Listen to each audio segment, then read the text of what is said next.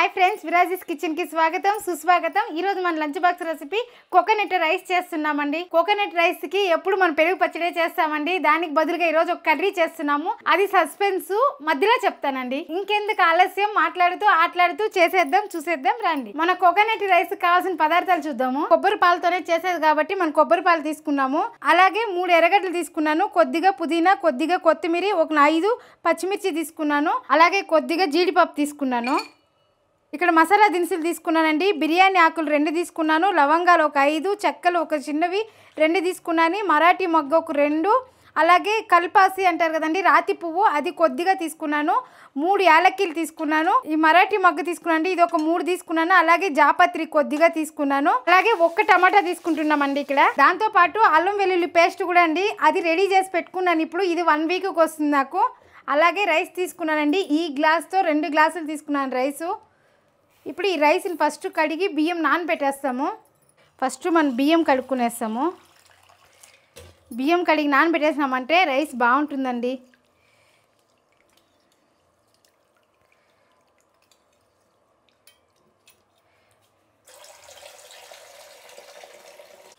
ఇలా 2 సార్లు కడుక్కునేసి మూడోసారి నీళ్ళు పోసి పెట్టేద్దాము।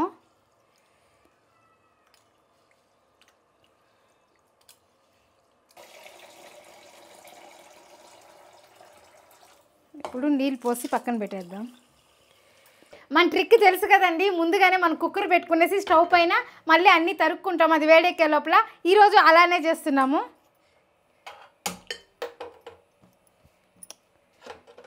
ఇప్పుడు ఇది వేడెక్కే లోపల నేను అన్నీ తీసి పెట్టేసినానండి, అన్నీ రెడీగా పెట్టినాను। ఈరోజు ఎర్రగడ్డలు కూడా తొక్క తీసి పెట్టేసినాను, అల్లం వెల్లుల్లి పేస్ట్ చేసి పెట్టేసినాను కాబట్టి బిన్నె అయిపోతుంది కాబట్టి కుక్కరు మంట ఎక్కువలోనే పెట్టాను, కొంచెం మీడియంగా పెడదాము। ఇప్పుడు ఎర్రగడ్డలు కడుక్కునేకి వేసేద్దాము, అలాగే పచ్చిమిర్చి వేసేద్దాము, అలాగే కొత్తిమీర, పుదీనా కూడా వేసేస్తాము।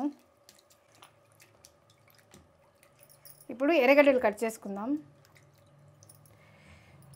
ఎర్రగడ్డలకి ఇలా తీసేసి నేను పొడవుగానే కట్ చేస్తున్నానండి, మనం బిర్యానీకి ఏమాత్రం కట్ చేస్తామో అట్లా కట్ చేసుకోండి। ఎప్పుడు ఒకేలా కాకుండా ఎప్పుడు అన్నము కూరే చేసినానండి నేను లంచ్ బాక్స్ మీకు చూపించినంత వరకు, కాబట్టి ఇలాగా కోకోనట్ రైస్ ఇలా చేసి పెట్టినామంటే పిల్లలు ఇష్టంగా తింటారు। రైస్ కాబట్టి పొద్దున్న టిఫిన్కి అయిపోతుంది, అలాగే మధ్యాహ్నం లంచ్కి అయిపోతుంది, నైట్ కావాలంటే వేరే ఏదైనా చేసుకోవచ్చు కదా, కాబట్టి ఇలా రైస్ బాత్ చేస్తున్నా ఈరోజు నేను।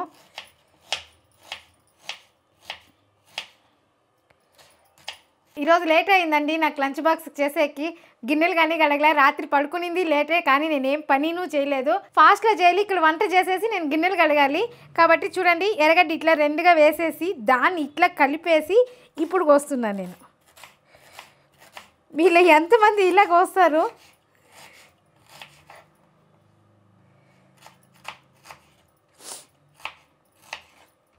ఇప్పుడు పచ్చిమిర్చి కోసుకుందాము। పచ్చిమిర్చి పొడవుగా కోసుకుందాము।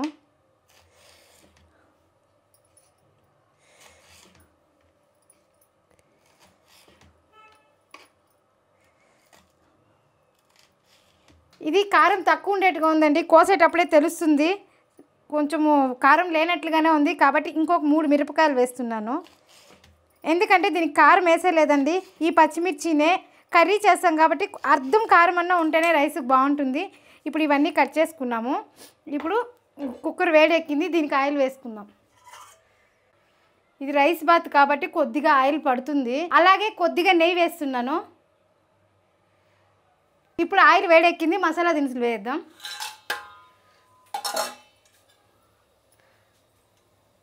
ఈ మసాలాలు వేసినాక కూడా కొంచెం బాగా వేగాలండి, వేగితేనే ఆ స్మెల్ అనేది, ఆ అరోమా అనేది వస్తుంది।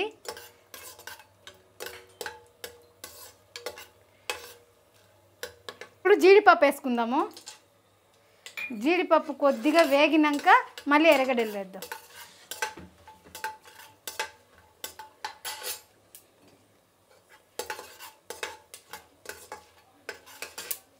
ఇప్పుడు ఎర్రగడ్డలు వేసుకుందాం, ఎర్రగడ్డ, పచ్చిమిర్చి, ఇప్పుడు ఇది బాగా వేగాలి। ఇప్పుడు టమోటాను కడిగేసి కట్ చేసుకునేద్దాము।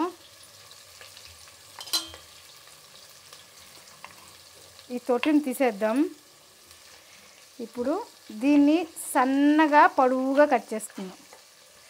ఇలా చిన్న చిన్న ముక్కలుగా కట్ చేసుకోవాల్సిన అవసరం లేదండి. ఇలా పొడవుగా కట్ చేసుకుంటే సరిపోతుంది.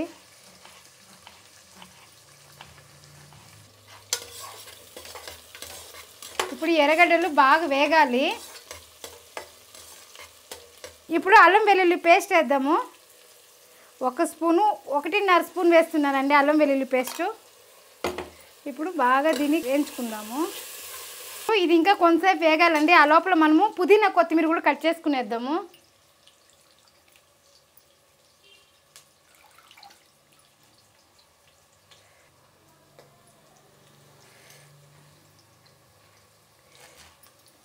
ఇప్పుడు దీన్ని కూడా కొంచెం సన్నగా కట్ చేసుకుందాము.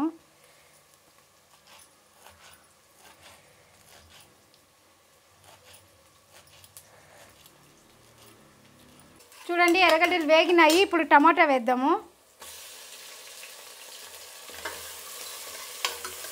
అలాగే కొత్తిమీర పుదీనాను వేసేద్దాం.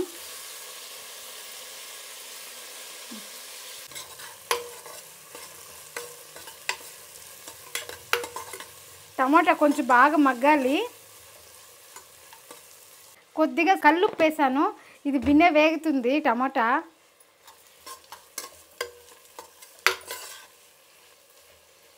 చూడండి టమాటాలు బాగా వేగిపోయింది.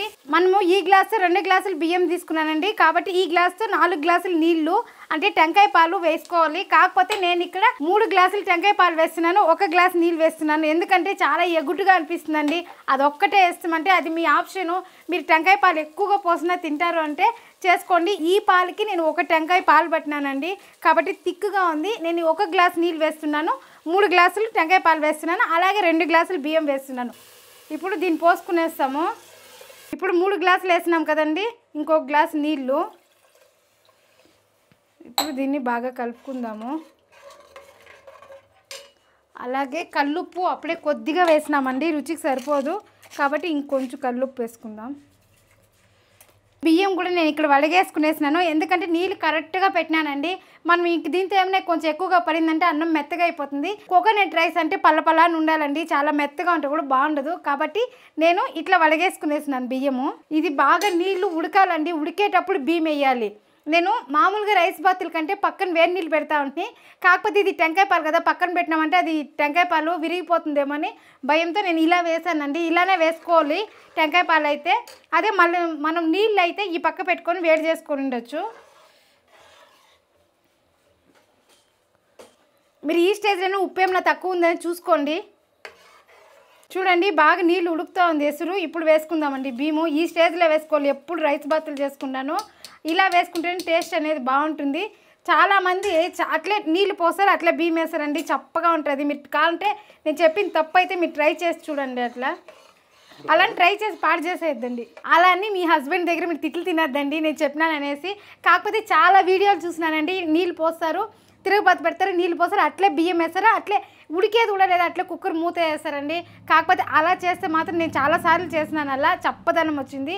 నాకు ఇట్లా చేస్తేనే నాకు కరెక్టు, నా మనసుకు కరెక్టు. ఇప్పుడు ఒకసారి కలపెట్టేద్దాము. ఇప్పుడు బాగా ఉడికేటప్పుడు కుక్కర్ మూత పెట్టేద్దాం. చూడండి ఉడుకుతూ ఉంది. మూత పెట్టేటప్పుడు ఒక్కసారి ఇట్లా కలుపుకొని పెట్టండి, లేదంటే అడుగంటిపోతుంది. ఇప్పుడు కుక్కర్ మూత పెట్టేద్దాం. ఇప్పుడు ఇది 2 విజిల్లు వస్తే సరిపోతుందండి. ఇలాంటి హెల్దీ లంచ్ బాక్స్ రెసిపీస్ ఈ యూట్యూబ్ వంటలక్క మీ ముందుకి తేవడానికి రెడీగా ఉంది. కానీ నేను మీ దగ్గర ఇంకా ఆశించేది 1 లైక్ మాత్రమే అండి. మీరు ఎన్ని లైకులు చేస్తే అంతమందికి నచ్చింది అనుకుంటాను ఆ వీడియోస్. ప్లీజ్ అండి 1 లైక్ చేయండి. ఎప్పుడు రైతనే చేస్తుంటాం కదండి. కాకపోతే ఈ రోజు మనం కర్రీ అన్నాం కదా, ఆ కర్రీ ఏం కర్రీ అని చూపిస్తానండి.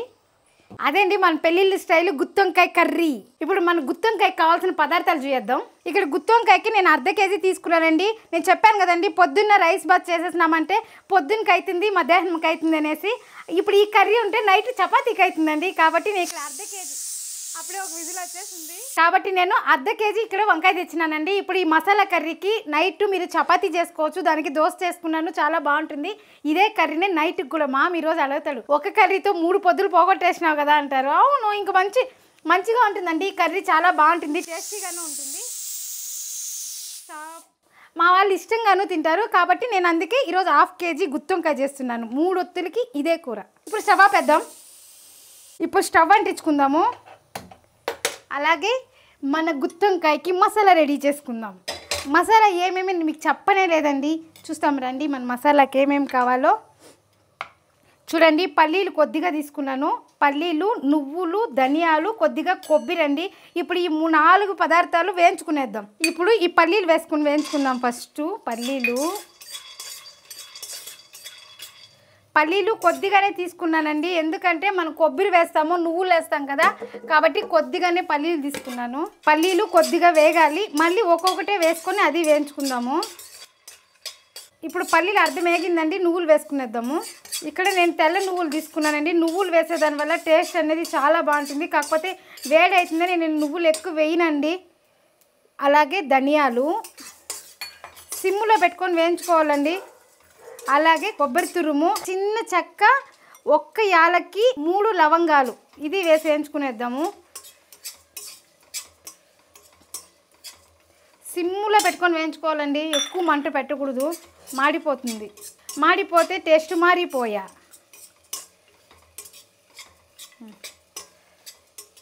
ఇప్పుడు వేగిపోయిందండి, దీన్ని ఒక ప్లేట్లో తీసుకునేద్దాము. కడాయి బరువుగా ఉంది, ఎత్తని కాలేదండి.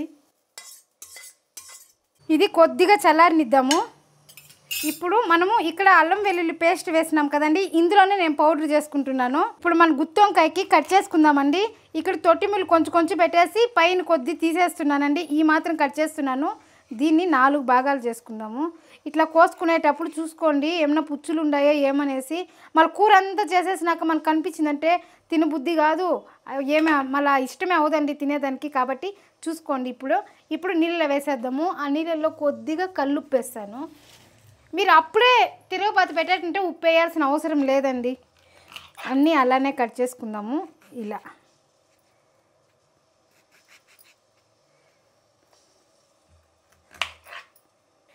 ఇది ఎందుకు పెడతామనేసి మీకు ఎవరికైనా తెలుసా అండి? నాకైతే ఏమని అర్థమైందంటే, ఇది ఎందుకు పెడతామంటే దీన్ని ఇలా పెట్టుకొని ఇలా తినొచ్చు అనేసి పెడతాము.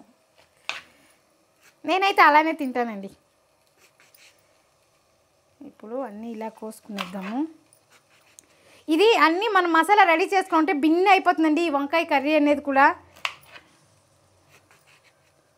కుష్కాకి, బిర్యానీకి చాలా బాగుంటుందండి ఈ వంకాయ కర్రీ. ఈ గుత్తొంకాయ ఇంకోలాగా చేస్తారండి మా ఆంధ్రాలో, అది నేను చేసి చూపిస్తాను. పులుపు ఎక్కువగా పెట్టి చేస్తారండి. ఆ గుత్తొంకాయకి అయితే సంగటి చేసుకున్నామంటే చాలా బాగుంటుందండి. మా పక్క రాగి సంగటికి గుత్తొంకాయ చాలా ఇష్టపడతారు. కాకపోతే ఇలా చేసే గుత్తొంకాయ మన రైస్ కన్నా, మన సంగటి కన్నా ఇట్లా చపాతీకి బాగుంటుంది. ఈ బగారా రైస్ అంటారు కదండి, ఆ బగారా రైస్కి బాగుంటుంది, కుష్కాకి బాగుంటుంది, అలాగే బిర్యానీకి బాగుంటుందండి, టమోటా బాతుకు కూడా బాగుంటుందండి. ఇది మసాలా పెట్టేదాని వల్ల రైస్ కన్నా ఇట్లా వీటికి చాలా బాగుంటుందండి. రైస్కి బాగుంటుంది, కాకపోతే మసాలా వేసేదాని వల్ల చాలామంది అరగదు అంటారు కదా, కాబట్టి ఈ రైస్లకు బాగుంటుంది. అలాగే చపాతీకి ఇంకా సూపర్గా ఉంటుందండి. ఇప్పుడు కట్ చేసినాం కదా, స్టవ్ ఆన్ చేసుకుందాం. స్టవ్ ఆపేసానండి మాటల్లో పడి. ఇప్పుడు స్టవ్ ఆన్ చేసుకొని నూనె పోసుకుందాం. ఇప్పుడు మనము తిరుగుబాతికి ఎర్రగడ్డలు కట్ చేసుకుందాము. నేను ఇక్కడ ఎర్రగడ్డలు పొడిగా కట్ చేస్తున్నానండి. ఈ కర్రీకి పొడిగా కట్ చేస్తేనే బాగుంటుంది.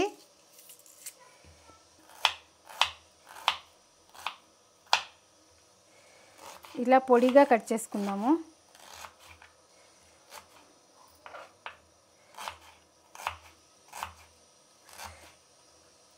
ఇప్పుడు నూనె వేడెక్కిందండి, మనం వంకాయలు వేసుకునేద్దాం. ఫస్ట్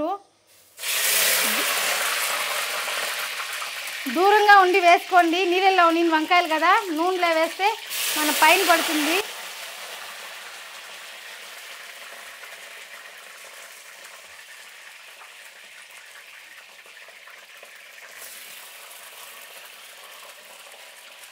ఇప్పుడు దీన్ని ఇలా కలిపేసి మనం ప్రమాదకరమైన చోట్ల ఉన్నామండి, మూత పెట్టేద్దాం. ఎందుకంటే ఇది నీళ్ళలో నుంచి వేసినాం కదండి వంకాయ, అది పటాపటాని మన మొగాల మీద పడచ్చును, ముందే మళ్ళీ మార్కులు అయిపోతుంది మన మొగాలు, కాబట్టి ఇట్లా పెట్టేసినామంటే మనము సేఫ్, మన వంకాయ సేఫ్. ఇప్పుడు మనం వేయించుకునిందంతా చల్లారిందండి. ఇక్కడ అల్లం వెల్లుల్లి పేస్ట్ చేసుకున్నాం కదా, అదే దాంతో కొడుతున్నాను. ఇందులో ఎట్లా అల్లం వెల్లుల్లి పేస్ట్ వేస్తాం కాబట్టి ఇందులోనే కొడుతున్నాను. ఇప్పుడు ఫస్ట్ దీన్ని ఒక చుట్టూ రుబ్బేద్దాము. ఇప్పుడు ఇందులో అల్లం వెల్లుల్లి పేస్ట్ కొద్దిగా అప్పుడే ప్రిపేర్ చేసుకున్నాం కదండి, అల్లం వెల్లుల్లి పేస్ట్ కొద్దిగా వేస్తున్నాను. కల్లుప్పు రుచికి సరిపోయినంత. చూడండి ఇక్కడ కొద్దిగా చింతపండు నానబెట్టినానండి, ఇది చూపించలేదు. ఈ కొద్ది చింతపండు వేస్తున్నాను. ఎక్కువ వేయకూడదండి, తక్కువ వేయాలి. అలాగే కారం అండి, ఇక్కడ 3/4 స్పూన్ కారం వేసినానండి. అది నేను ఇంట్లోనే తయారు చేసిన కారము. ఇప్పుడు దీన్నంతా మెత్తగా పేస్ట్ లాగా రెడీ చేసుకుందాం. ఇలా వేసుకున్న తర్వాత కొద్దిగా నీళ్ళు వేసి మెత్తగా చేసుకోండి. మెత్తటి పేస్ట్ లాగా తయారు చేసుకునేద్దాం. చూడండి ఈ మాదిరి మెత్తగా పేస్ట్ చేసుకోవాలి. ఇప్పుడు అయిపోయింది మనం మసాలా అనేది, పక్కన పెట్టేద్దాం. ఇప్పుడు ప్రమాదం కొంచెం తక్కువైందండి. ఇప్పుడు చూద్దాము. నెమ్మదిగా వేగుతూ ఉందండి. ఇప్పుడు దీనికి కోపం తగ్గింది మన వంకాయకి. ఇంకా కొద్దిగా కలర్ రావాలి వంకాయలు, ఇంకొంచెంసేపు మగ్గిద్దాం అట్లే. ఇప్పుడు మన వంకాయలు అనేది వేగిపోయిందండి. ఇప్పుడు దీన్ని తీసి పక్కన ప్లేట్లో పెట్టుకుందాము. చూడండి ఇలా కలర్ రావాలి వంకాయ.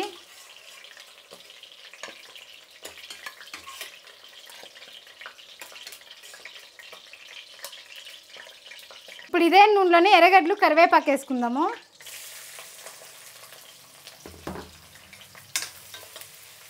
ఇప్పుడు బాగా వేయించుకుందాం దీన్ని. నూనె ఎక్కువ అనిపిస్తుందండి, ఏం లేదు ఇది. ఎందుకంటే నూనె వంకాయ అంటే నూనె వేస్తేనే అండి నూనె వంకాయ ఏది.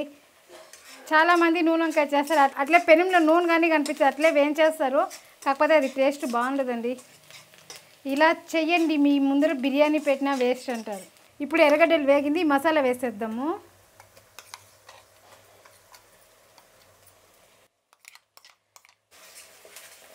దీన్ని బాగా వేయించుకునేద్దాం.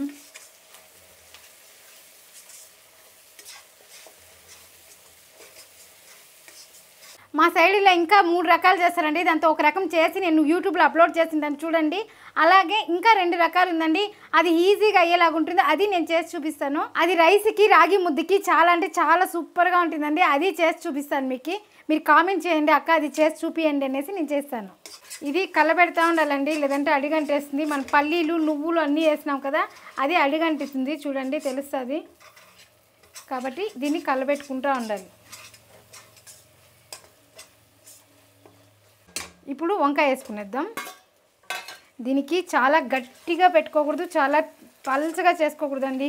మన బిర్యానీకి ఎలా పెడతామో తిక్కుగా అలా ఉండాలి.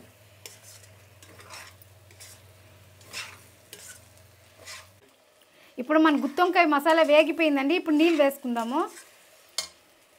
ఈ మిక్సీ జార్లో అట్లే ఉందండి మసాలా ఇంకా చాలా, కాబట్టి దీన్ని కడిగి నీళ్ళు పోసేస్తున్నా నేను.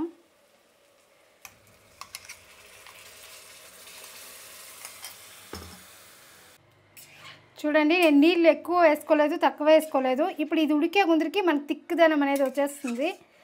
ఎందుకంటే వంకాయలు అర్ధం ఉడక పెట్టుకున్నామండి, వేయించుకున్నాము, ఇంకా అర్ధం ఉడకాలి కదా. అర్ధం ఉడికేటప్పుడు ఈ నీళ్ళు అనేది లాగేస్తుంది. చూడండి ఇప్పుడు అంతా అయిపోయింది. ఇది కొంచెం దగ్గర పడాలి. మన వంకాయ అనేది అర్ధం ఉడికిందండి, ఇంకా అర్ధం ఉడకాలి. కాబట్టి దీన్ని మూత పెట్టేసి మీడియం ఫ్లేమ్లో కొంచెంసేపు ఉడక పెట్టుకుందాము. ఒక 10 నిమిషాలు ఉడికితే సరిపోతుందండి ఇది. అది ఉడికే లోపల మన లంచ్ బాక్స్కి పప్పాయ కట్ చేసుకుందామండి. ఇప్పుడు దీన్ని తొక్క తీసుకునేద్దాము. రేపైతే కులుకులాని బాగా మెత్తగా అయిపోతుంది. ఈరోజు కరెక్ట్గా ఉందండి, కాబట్టి నేను దీంతోనే తీసేస్తున్నాను. ఇప్పుడు మనం పప్పాయ కట్ చేసుకుందాం. నా ఐడియా ప్రకారం ఇలా గింజలు ఉంటే అది కాయ పక్కంగా వచ్చినట్లు. కొన్ని కాయల్లో గింజలే ఉండవండి, అది నేతకాయగా కోసేసి ఏమన్నా మందులు పెట్టి మాగబెట్టేస్తారేమో తెలీదు. పాపకి పొద్దున్నే ఒక పీస్ ఇచ్చేస్తున్నానండి. పాపకి కావాలంటే ఈరోజేమో నా బుజ్జి తల్లి అడిగింది, దానికే ఇచ్చేస్తున్నా. ఎందుకని మధ్యాహ్నం భోజనం చేసినాక మామకి రోజు అరటిపండు తినే అలవాటు అండి. ఈరోజు అరటిపండు నో పప్పాయి ఈరోజు. కాకపోతే పండ్లు 2 అరటిపండ్లు ఉన్నాయంటే నేను దేవుడి దగ్గర పెట్టేసినాను. కాబట్టి మామకి ఈరోజు పప్పాయ వేస్తాను. నిన్న కివీ ఫ్రూట్ వేసినాను, ఈరోజు పప్పాయ వేసినాను. 2 రోజులు అయింది అరటిపండు ఇచ్చి. అడుగుతారండి, రేపు అడుగుతారు, సాయంకాలం వచ్చినాక అడుగుతారు. ఏం నాకు బాక్స్కి అరటిపండు పెట్టలేదు, పప్పాయ పెట్టినావు, నిన్నేమో కివీ ఫ్రూట్ పెట్టినావు అని ఖచ్చితంగా సాయంకాలం వస్తే అడుగుతారండి. అయిపోయింది. ఇప్పుడు లంచ్ బాక్స్కి వేసేద్దాం. ఇప్పుడు పప్పాయ కట్ చేసినాం కదండి, ఒకే పరి నేను లంచ్ బాక్స్కి వేసేస్తున్నాను. మళ్ళీ అయినా వేయాలి కదా, ఎట్లా దాన్ని తీసాను, కట్ చేసి వేసేస్తాను. అదొక పని అయిపోతుంది.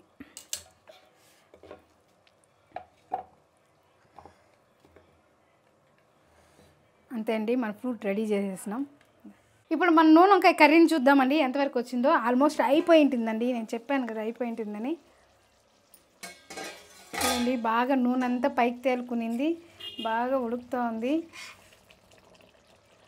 మెత్తగా ఉడికిపోయిందండి వంకాయ అనేది. చూడండి ఇట్లా తింటే బాగా మెత్తగా దిగిపోతూ ఉంది. ఇప్పుడు స్టవ్ ఆపేస్తున్నాను.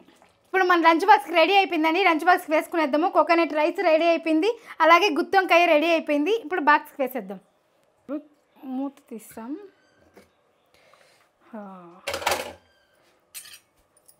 చూడండి మన రైస్ బాగా ఉడికింది, కరెక్ట్గా అట్లా మెత్తగా లేకుండా పళ్ళని ఇలా ఉంటేనే అండి రైస్ బాత్ బాగుండేది. అందుకే మనం కొంచెం ముందుగా నానబెట్టినామంటే రైస్ అనేది బాగా వస్తుంది.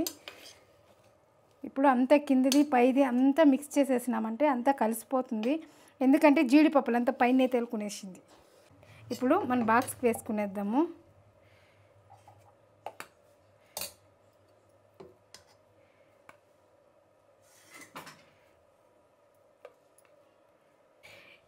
ఇప్పుడు మన గుత్తి వంకాయ కర్రీ చూడండి బాగా ఉడికింది. గుత్తి వంకాయ కూడా చూడండి టొయ్ అట్లా అంటే వేలు వెళ్ళిపోతూ ఉంది. బాగా ఉడికింది. డబ్బాకి వేసుకునేద్దాం.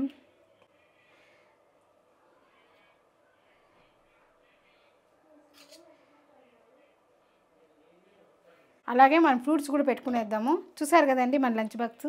సింపుల్ అండి, ఈజీ లంచ్ బాక్స్ అండి. మనం ఏం చేసినా ఫాస్ట్లోను, టేస్ట్లోను, క్వాలిటీలోను ఎందులోనూ రాజీ పడకూడదు. ఎందులో రాజీ పడదు, మీరు రాజీ పడకండి. ఇలాంటి హెల్తీ లంచ్ బాక్స్ రెసిపీతో మళ్ళీ కలుద్దాం. బాయ్.